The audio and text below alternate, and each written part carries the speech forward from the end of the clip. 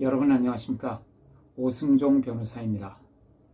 최근에 그 방탄소년단이라는 그 참 유명한 이 아이돌 그룹이 다이너마이트라는 음반을 냈죠. 그런데 그 이제 음반에 수록된 그 안무가 오래전에 무한도전이라는 프로그램에서 노홍철이라는 그 방송인이 했던 동작과 유사하다 하는 이제 그런 기사가 나온 걸 보았습니다. 뭐 표절 시비가 있는 것 같지는 않고요. 또 제가 보기에도 그 표절은 아닌 것 같습니다. 그래서 어쨌든 이런 것이 언론에 기사가 났기 때문에 여러분들이 혹시 관심이 있을 것 같아서 이 영상을 또 준비하게 됐습니다. 이런 그 어떤 안무나 이런 것들을 우리 저작권법에서는 그 연극 저작물이라고 합니다. 우리 저작권법 제4조 3호에서 이 연극 저작물을 규정하고 있는데요. 여기에 보면 그 연극, 그 다음에 무용, 무언극, 뭐 이런 것들을 연극 저작물로 이렇게 예시를 하고 있습니다. 이 연극 저작물은 그 인간의 사상이나 감정이 그 사람이 동작으로서 표현된 것, 이것을 이제 연극 저작물이라고 합니다.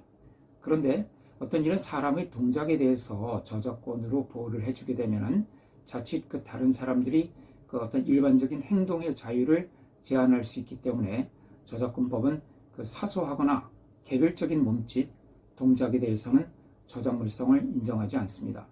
그래서 예를 들어서 사교 댄스에서 아주 기본적인 자세 같은 것, 뭐 이런 것이 있다 그러더라고요. 뭐 그 오픈 포지션, 뭐 클로스드 포지션, 프롬나드 포지션, 뭐 이런 이제 그 사교 댄스의 기본적인 동작이 있다고 하는데 이런 어떤 개별적인 동작들, 그리고 그 사소한 몸짓 이런 것에 대해서는 저작물성을 인정하지 않고 있습니다.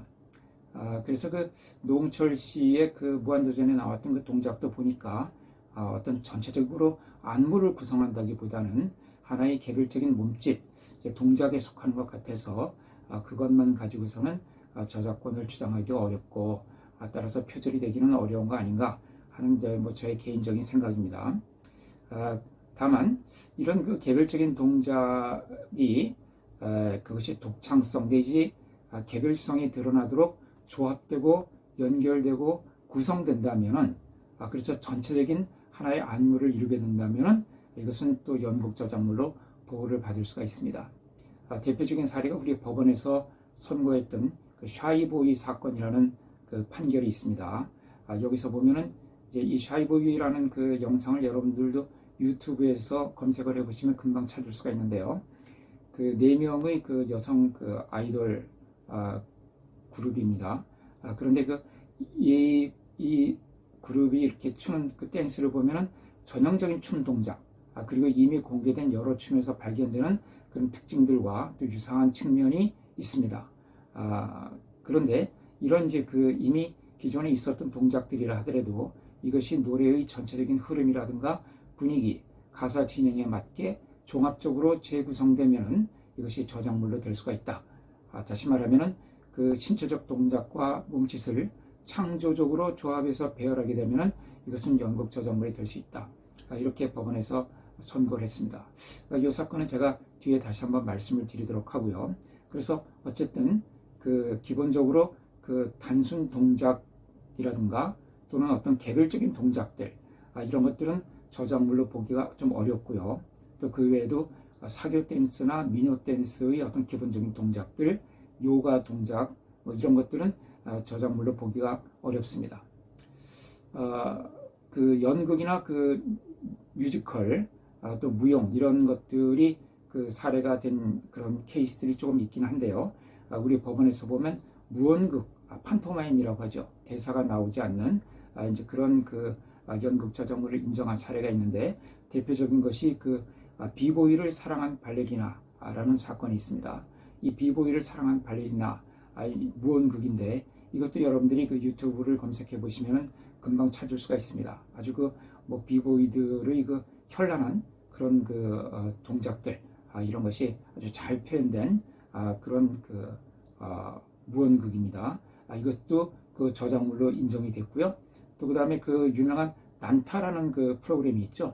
이것도 그 무언 일종의 논버벌 퍼포먼스, 그러니까 대사가 나오지 않는 그런 이제 공연이죠.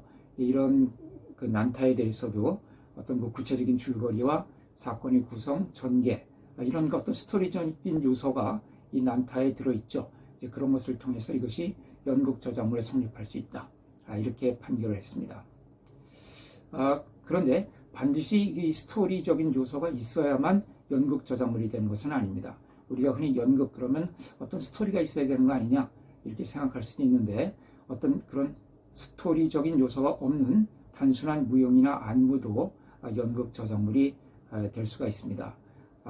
그 단순 동작이나 발레의 기본 동작, 물론 이제 그런 것이 기본적인 개별 요소만으로 되어 있는 경우에는 저작물성이 인정되기가 어렵습니다만은, 그런 것들이 어떤 안무 형태로서 통일성 있는 전체를 구성을 해서 서로 관련된 일련의 춤 동작과 그 반복, 이런 것이 구성되고 배열되면은 그것은 이제 안무라는 이 무용 저작물, 즉 연극 저작물로 성립할 수 있다고 이렇게 보고 있습니다.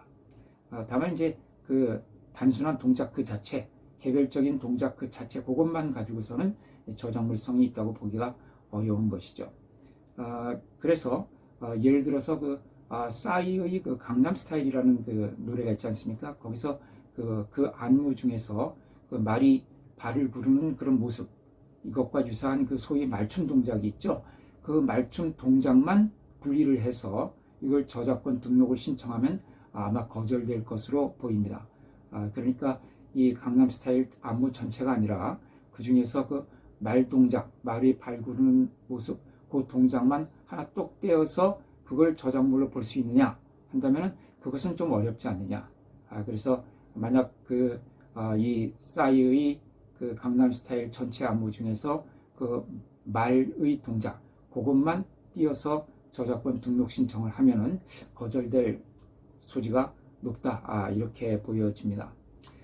또 사교 댄스라든가 미녀 댄스 이런 것도 그 전형적인 형태를 크게 벗어나지 않는 것이라면 저작권이 성립될 수가 없고요. 특히 이 그 댄스나 이런 것에 대해서 저작물로 보는 것을 아주 제한하는 그런 나라로 일본을 들 수가 있습니다. 일본에서는 이제 이런 사교 댄스나 어떤 그 무용 이런 것에 대해서는 웬만하면은 저작권을 잘 주려고 하지 않는 것 같아요. 그래서 그 쉘리 댄스라는 아주 유명한 영화 있지 않습니까? 오래된 영화인데 쉘리 댄스라는 그 영화에서 보면 이제 이 사교 댄스를 경연하는 그런 장면들이 나오는데, 비록 여기에 그 기존 스텝에는 없는 새로운 스텝을 추가했다 하더라도 이것은 저작물로 인정되기에 부족하다. 그래서 거기 나왔던 그 사교 댄스 장면 이런 것들이 연극 저작물로 성립될 수는 없다. 이렇게 이제 판결을 했습니다. 일본의 경우가 이제 그렇다는 거죠. 그 다음에 이런 대중가요의 안무. 이제 그러면 우리나라에서는 그걸 어떻게 보고 있냐면은 아까 말씀드린 그 샤이보이 사건이 좀 대표적인 사건이라고 할 수가 있는데, 이 샤이보이라는 사건을 보면 저도 이 영상을 봤습니다만은 그 이제 4인조 걸그룹이 나와서 댄스를 하는데, 그 댄스들이 보면은 그 동작 하나하나를 보면은 다 기존에 있던 것 같아요. 어떻게 뭐 특별히 저것은 참 독창적이다, 못 보던 그 형태다, 못 보던 동작이다, 이렇게 느껴지는 부분은 없습니다. 다 그 하나하나의 동작들은 전부 기존에 있었던 그런 동작들로 보여지는데, 여기에 대해서 법원은 비록 이제 이렇게 그 개별 동작 하나하나를 보면은 다 기존에 있던 것과 유사하거나 동일한 것이지만은 이것이 그 노래의 전체적인 흐름, 분위기, 또 가사 진행에 맞게 종합적으로 재구성된 것이고, 또 이 4인조 여성 그룹의 구성은 각자의 역할에 맞게 춤의 방식과 동선을 유기적으로 구성을 했다는 거예요. 그래서 기존에 알려진 어떤 그 춤 동작도 이 소녀들이 자신들이 그 악곡의 느낌에 맞게 상당한 어떤 창조적인 변형이 이루어졌고, 또 각 춤 동작들이 곡의 흐름에 맞게 완결이 되어서 전체적으로 하나의 작품으로 인식될 수 있게 되었다. 그래서 이것은 저작물에 성립할 수 있다고 봤습니다.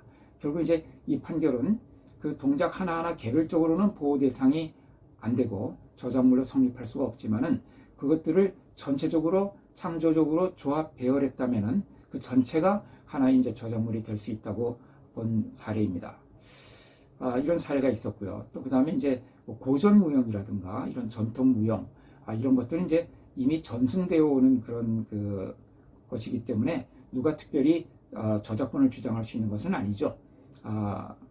이런 것은 이제 이미 다 뭐 보호기간도 만료된 것이고 우리의 전통 문화 유산이라고 봐야지 뭐 이것을 내가 뭐 저작권을 주장하겠다 이럴 수는 없을 것 같아요.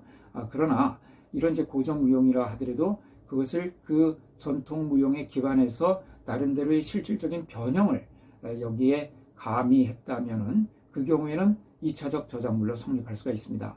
그래서 우리나라에서도 그 우봉 이매방 선생님이라는 분이 계신데요. 이제 우리나라의 전통 무용을 이제 전승하신 그런 분입니다. 2015년에 돌아가신 분인데요. 이분이 그 전통 무용에 기반해서 어떤 그 전통 무용에다가 실질적인 변형을 가해서 새로운 창작성을 반영한 제목이 뭐 삼고무, 또 오고무, 장건무, 대감놀이 이런 무용들은 그 저작권으로 성립할 수 있다 해서 한국저작권위원회에 이런 춤들이 무용저작물, 즉 연극저작물로 등록이 되어 있다고 합니다. 그 다음에 이 스포츠 동작 같은 것들은 이 저작물로 인정되기가 어렵습니다. 예를 들어서 요가의 동작 같은 거, 이런 것들은 그 동작 하나하나가 다 아이디어의 영역에 속하는 것이고, 그래서 이 요가의 동작들을 이제 순서를 쭉 늘어나서 설사 60분짜리 그런 하나의 전체적으로 어떤 시퀀스를 만들었다고 하더라도 그것은 이런 스포츠 동작들은 이건 연극 저작물에 성립하기가 좀 어렵다고 이렇게 보고 있습니다. 그래서 그 개별 요가 동작은 물론이고 그것들을 어떤 시퀀스, 즉 순서에 따라서 쭉 조합한 것이라 하더라도 그것만 갖고서는 저작물로 인정하기가 어렵다 이렇게 보고 있습니다. 미국에서도 이런 요가 동작은 저작물이 아니라고 해서 그 등록을 거절했던 사례가 있습니다. 뭐 축구나 야구의 그 동작 같은 것도 당연히 저작물에 성립할 수가 없고요. 축구나 야구 이런 것들 또 요가의 동작 같은 거는 이런 연극 저작물이라기보다는 오히려 이제 그것을 촬영한 것을 영상 저작물로 등록하는 것이 훨씬 더 합리적이고 또 타당하다고 이렇게 볼 수 있습니다. 그 다음에 스포츠 경기를 하더라도 리듬 체조라든가 또 수중 발레, 또 피겨 스케이팅 같은 것들은 상당히 예능적인 요소를 갖고 있거든요. 이런 것들은 또 분명히 어떤 안무적인 요소가 들어가 있습니다. 그래서 이런 리듬 체조, 수중 발레, 그리고 이 피겨 스케이팅 이런 경우에 그 규정 종목은 몰라도 적어도 그 자유 종목 있지 않습니까? 프리스타일이라고 하는 거, 자기 마음껏 어떤 그 동작의 예술성을 표현하는 그런 경기에 있어서는 이것은 그 무용 저작물, 즉 연극 저작물로 성립할 수 있지 않을까 이렇게 보고 있습니다. 그래서 뭐 이 방탄소년단의 다이너마이트라는 영상을 제가 인터넷에서 보니까 금방 찾아볼 수가 있더라고요. 그래서 오늘 영상에 좀 제 편집 기술이 허용이 되면은 넣어볼까 하는 생각도 있습니다만 아직은 제가 그런 능력까지는 없는 것 같아요. 그러니까 여러분들도 이 유튜브에서 찾아보시거나 아니면 기사를 검색해 보시면은 이 노홍철 씨의 그 동작과 그 다음에 이 방탄소년단의 다이너마이트 안무를 금방 비교를 해 보실 수가 있는데 이 노홍철 씨의 동작은 일반 이제 개별 동작으로 되어 있습니다. 그래서 그 자체를 저작물이라고 보기는 어려울 것 같고요. 거기에 비해서 이 방탄소년단의 이 안무는 그런 개별적인 동작들 이런 것이 전체적으로 이제 노홍철 씨의 그런 동작뿐만 아니라 여러 가지 다양한 다른 동작들이 전체적으로 합쳐져서 하나의 패턴을 이루고 있고 그 다음에 짜임새 있는 그리고 하나의 창작물로서 인식될 수 있기에 충분한 그런 저작물로 보여집니다. 그래서 뭐 제 개인적인 생각으로는 이것은 이제 표절의 문제는 아니다 이렇게 생각을 하고요. 어떤 이제 이런 개별 요소들 이런 것들이 모여져서 창작적으로 연결이 되었을 때 저작물로 성립된다는 것이 우리 법원의 판례다 하는 점을 말씀을 드릴 수 있을 것 같습니다. 네, 오늘 영상이 여러분들에게 도움이 되셨기를 바랍니다. 감사합니다.